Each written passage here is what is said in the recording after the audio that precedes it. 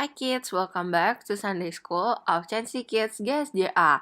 Nah, peraturan ibadah online adalah satu, mengikuti ibadah dengan sungguh-sungguh. Jika Cici suruh bernyanyi atau memuji Tuhan, membaca Alkitab bersama-sama, kita lakukan dengan sungguh-sungguh ya. Kita harus yakin bahwa Tuhan ada dimanapun dan kapanpun. Yang kedua, jangan lupa untuk mengisi kolom komentar dengan nama kalian ya.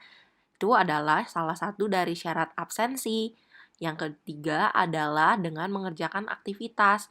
Di bio setiap YouTube video yang kita upload akan ada link di mana terisi panduan aktivitas. Jika adik-adik mengklik panduan aktivitas tersebut, adik-adik akan diarahkan pada Google Form ataupun Google Drive yang berisi aktivitas kita. Jangan lupa untuk dikerjakan ya, karena mengerjakan aktivitas yang utama adalah syarat absensi yang kedua. Jika hanya melakukan salah satunya, belum bisa diabsen loh. Nah, yang terakhir, parental guide. Jangan lupa mama papa untuk selalu berada di samping adik-adik ketika ibadah sekolah minggu berlangsung. Tuhan Yesus memberkati kita semua. Selamat beribadah.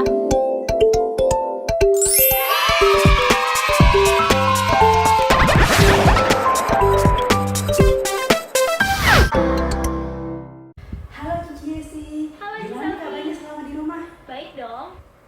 Wah, luar biasa. Oh iya, Cici Yesi, ini udah jam 9 ya? Iya nih. Wah, kalau gitu tiba waktunya kita mau memulai sekolah minggu kita ya. Yuk. Kita sapa adik-adik kita di rumah yuk. Shalom, Shalom adik-adik. adik-adik. Gimana kabarnya hari ini? Cici yakin dan percaya sekalipun kita masih ibadah secara online, tapi itu nggak akan mengurangi sukacita dan hadirat Tuhan buat kita. Amin. Amin. Yuk, saat ini Cici mau undang, kita mau siapkan hati kita mau siapkan pikiran kita mau memuji Tuhan, kita mau menyembah Tuhan, kita mau angkat pujian Dia, Yesus telah mati bagiku. Bagi Dia segala puji, hormat dan kemuliaan sampai selama-lamanya. Haleluya.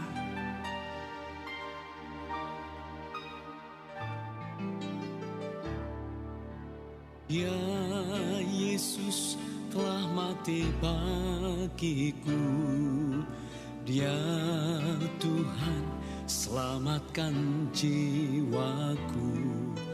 Bagi Dia pujianku tak dapat ku balas kasih-Nya.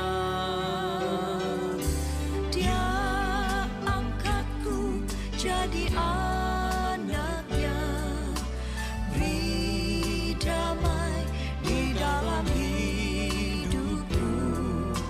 Bagi Dia semuaku, hanya Dia segalanya bagiku.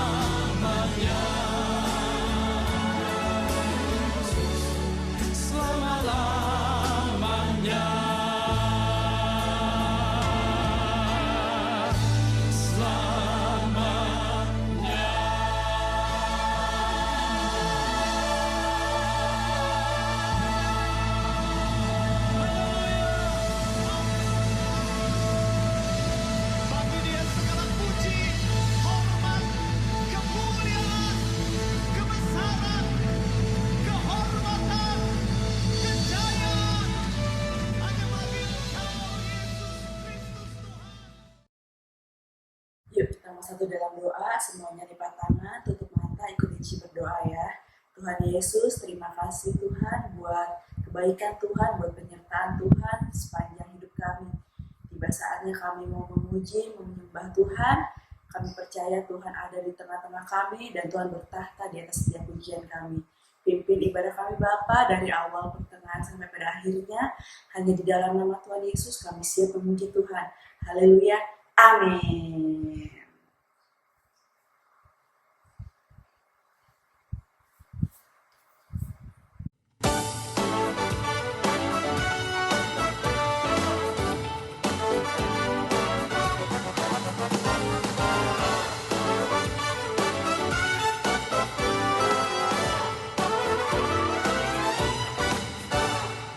Yesus disalib karena cinta saya, cinta saya, cinta saya. Yesus disalib karena cinta saya, dosa dihapuskan. Tanda paku di kaki dan tangan, tanda cinta, tanda cinta. Tanda tombak menusuk di pinggang, tanda cintanya Tuhan. Itu semua Tuhan sudah terima, sudah semua yang mengikut Dia. Selamat orang yang tidak melihat, tapi percaya juga.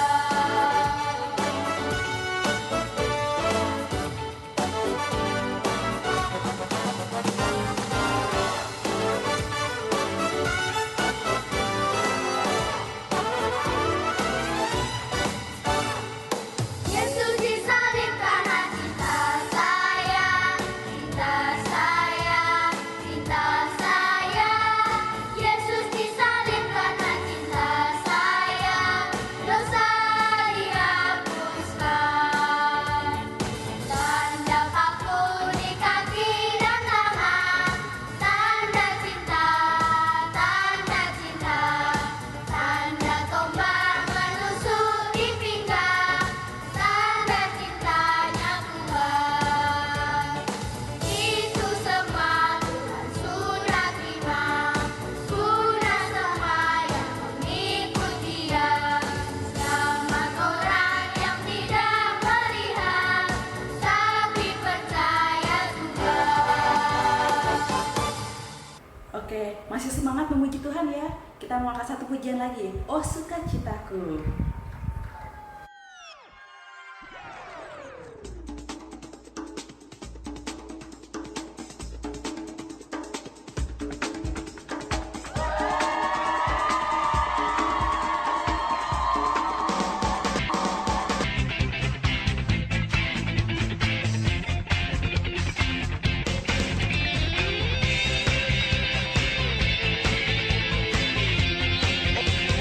Oh,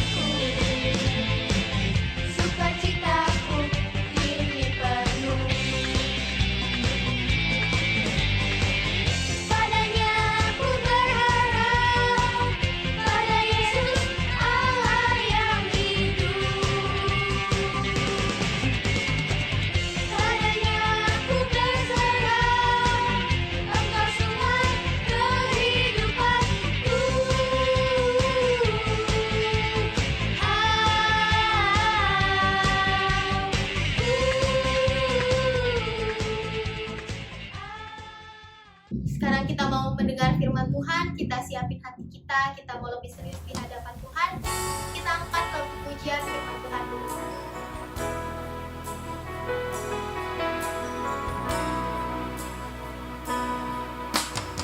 Firman Tuhan ku dengar, ku tanam di hatiku, ku ingin bertumbuh subur, berbuah lebat. Yesus tolong padaku. Firman Tuhan ku dengar,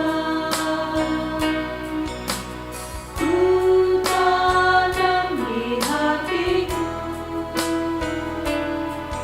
ku ingin bertumbuh subur, berbuah lebat.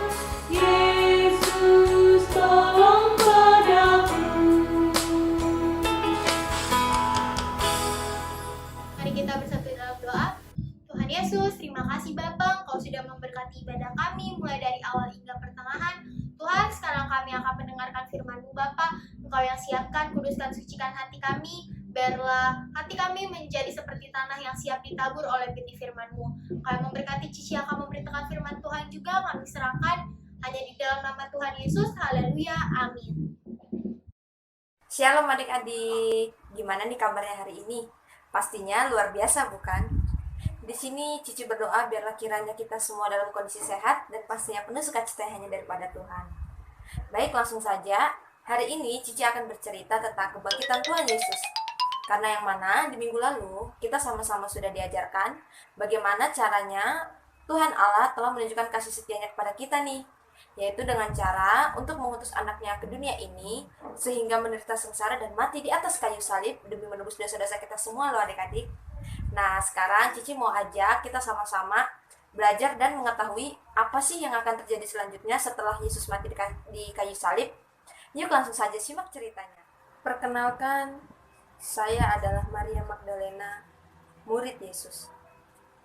Di sini saya akan menceritakan kisah yang menakjubkan mengenai Yesus. Perlu kalian ketahui bahwa Yesus mati di atas kayu salib tepat pada Jumat tengah hari.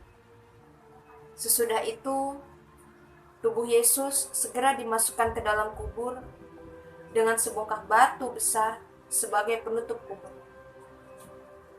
Kalian bisa bayangkan betapa sedih dan berdukanya saya melihat kematian guru saya yang sangat saya kasihi.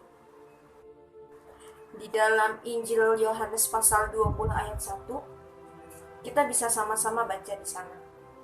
Tepat pada pagi-pagi sekali pada hari Minggu itu, saya bersama-sama dengan murid-murid perempuan Yesus pergi ke kubur Yesus. Dan pada saat itu, kami bertujuan untuk menaburkan rempah-rempah pada tubuh Yesus. Akan tetapi, setibanya saya di sana, saya sangat takjub melihat batu penutup kubur Yesus sudah bergeser dari tempatnya. Lalu saya bergegas pergi untuk menemui Simon Petrus dan Yohanes. Dan sambil terengah-engah, saya berkata, kalau telah ada orang-orang yang memindahkan mayat Tuhan Yesus dan mengeluarkan tubuhnya dari sana, tetapi saya tidak tahu kemana mereka memindahkannya. Petrus dan Yohanes terheran-heran mendengar laporan saya. Akhirnya, mereka pun bergegas menuju ke kubur Yesus untuk membuktikannya sendiri. Dan setibanya Yohanes di sana, Yohanes pun segera melongok ke kubur Yesus. Dan ia terkejut karena dia benar-benar sudah tidak mendapati tubuh Yesus lagi di dalam kubur.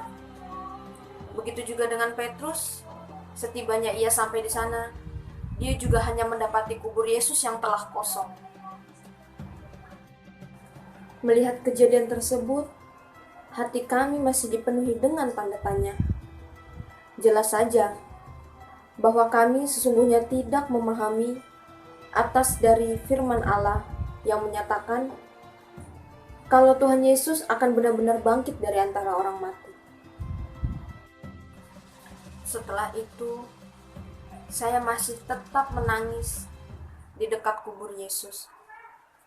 Akan tetapi pada saat saya menangis, tiba-tiba 2 orang malaikat muncul menghampiri saya. Dan malaikat itu berkata, "Hai, mengapa engkau menangis?" Dan ketika saya menoleh ke belakang, saya melihat ada sesosok laki-laki yang berdiri di belakang saya. Dan sesosok laki-laki itu saya kira ia adalah penjaga taman.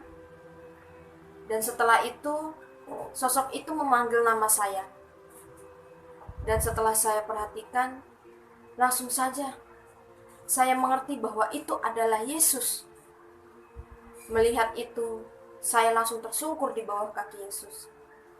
Dan pada saat saya tersungkur, Yesus berkata, "Janganlah dulu engkau memegang aku, sebab aku belum pergi kepada Bapa."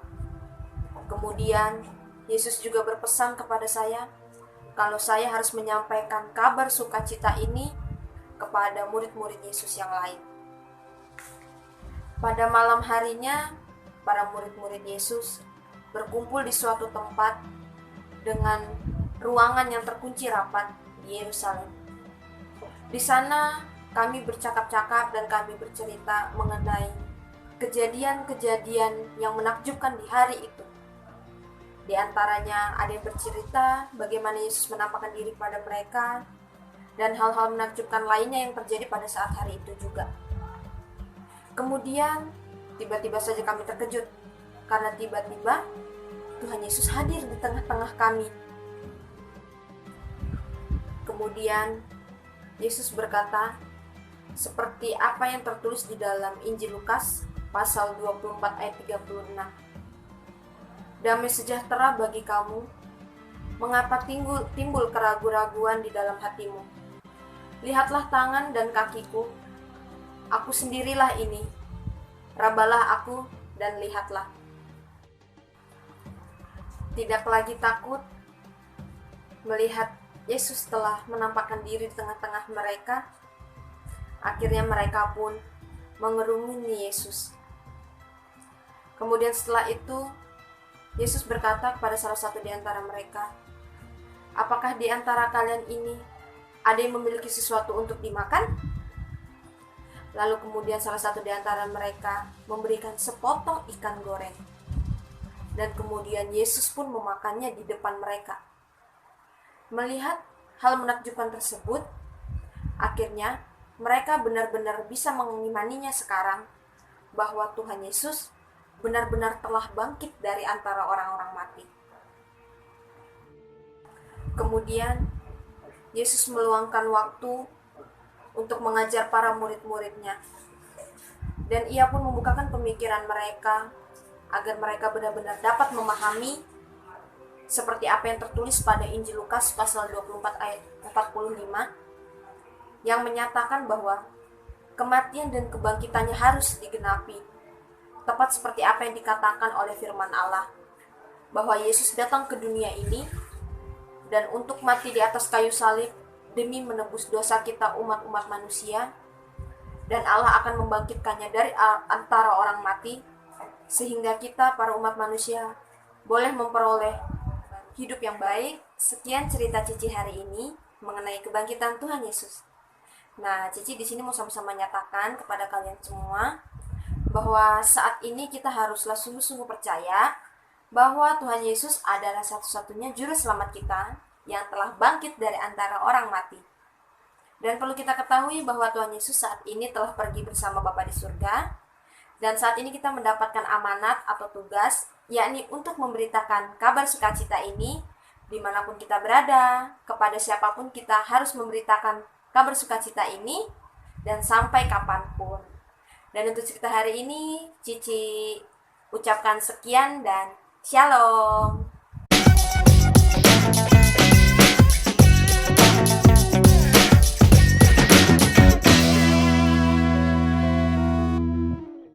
Nah, sekarang kita masuk ke ayat hafalan. Bantu Cici ya buat nyusun kata-kata yang kosong di bawah ini.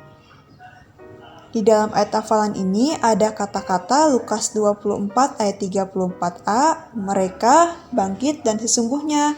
Untuk judul pastinya Lukas 24 ayat 34a kan adik-adik? Nah, setelah itu kata apa lagi ya? Ada kata mereka, bangkit dan sesungguhnya nih. Kira-kira apa ya untuk kata selanjutnya? Nah, benar banget nih adik-adik. Mereka. Kata mereka itu, apalagi adik-adik? Sesungguhnya atau bangkit nih? Nah, benar banget adik-adik. Sesungguhnya. Kata mereka itu sesungguhnya Tuhan telah, betul banget, yang terakhir adalah bangkit. Nah, terima kasih adik-adik sudah bantu Cici untuk nyusun kata-kata di bawah ini. Yuk sama-sama kita baca Lukas 24 ayat 34a. Kata mereka itu sesungguhnya Tuhan telah bangkit. Ulang lagi ya, Lukas 24 ayat 34a. Kata mereka itu sesungguhnya Tuhan telah bangkit. Jangan lupa ya adik-adik untuk dihafalkan ayat hafalannya.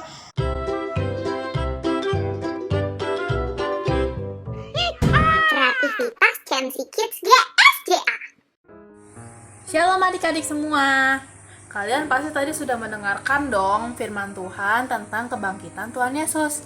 Nah adik-adik, kalian tahu kan kalau kebangkitan Tuhan Yesus itu ditunjukkan pada murid-muridnya dengan cara menunjukkan telapak tangannya. Ada apa sih di telapak tangan Tuhan Yesus setelah ia bangkit? Ada yang namanya tanda paku di tangan. Nah hari ini kita mau buat kreativitas tentang tanda paku di tangan Tuhan Yesus. Yuk, yang kita butuhkan cuma 2 lembar kertas HVS, atau kalau tangan kalian muat di 1 HVS ya nggak apa-apa. Pensil, spidol, lem kertas bisa, kalau aku pakai selotip biar lebih kuat, biar lebih rekat, dan gunting. Oke, kita langsung mulai ya. Pertama-tama, aku mau kita ngejiplak tangan kita di HVS yang ada. Pakai pensil dulu, kalau misalnya itu biar lebih rapi aja sih.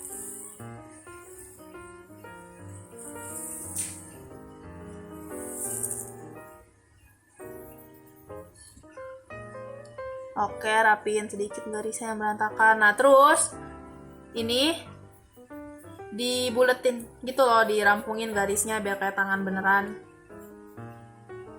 Nah, kalian bikin 2 kali. Oke, kalau udah jadi, ditebelin ya pakai spidol.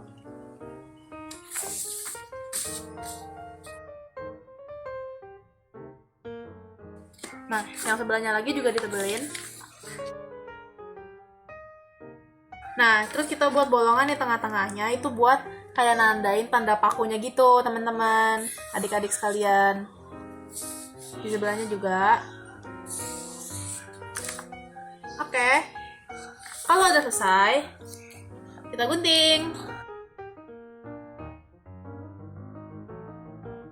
Nah, ini udah jadi, jari-jarinya udah digunting dua-duanya, tangannya. Nah, terus selanjutnya kita mau buat 2 buah garis persegi panjang seperti ini. Ini bisa pakai kertas bekas yang tadi aja, kan masih banyak sisanya tuh. Nah, kalau udah, ini nanti kalian pakai lemnya. Nah, ini terserah kalian mau pakai lem kertas atau mau pakai selotip. Kalau aku pakai selotip karena itu lebih ngerekat daripada pakai lem kertas. Nah, setelah itu 2 buah kertas persegi panjang yang ini kita lipat jadi 2 seperti ini. Tadi lipat, kita lipat lagi ujung-ujungnya. Dilipat lagi ujung-ujungnya, kemudian ujung-ujungnya ditempelkan lem untuk ditempel di sini. Seperti ini ya adik-adik. Ditempelkan di kertasnya, di bagian belakangnya ya. Lakukan hal yang sama buat tangan yang sebelah lagi. Dilakukan lagi, diulang seperti ini, terus dilem. Nah, ditempel lagi di bagian belakangnya. Seperti ini. Ini fungsinya buat apa sih, Ci? Ini nanti buat pegangan kalian, tuh. Tuh, bisa dipegangkan jadinya kan? Nah, ini udah jadi. Selanjutnya, aku mau kalian ambil lagi, potong lagi bagian kertas persegi panjang seperti ini. Nah, kemudian dilipat-lipat seperti kipas. Dilipat-lipat seperti kipas. Ambil ujung ini sama ujung ininya.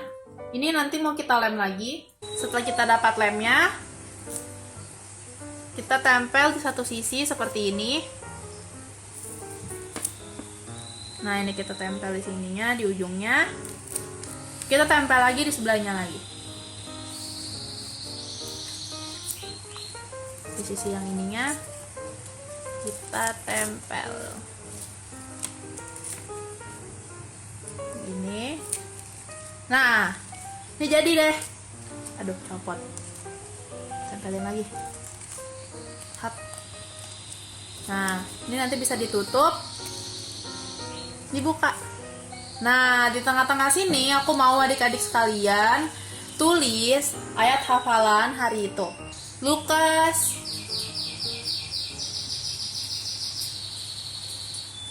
24 ayat 34a. Ini ayat hafalan untuk hari ini ya adik-adik.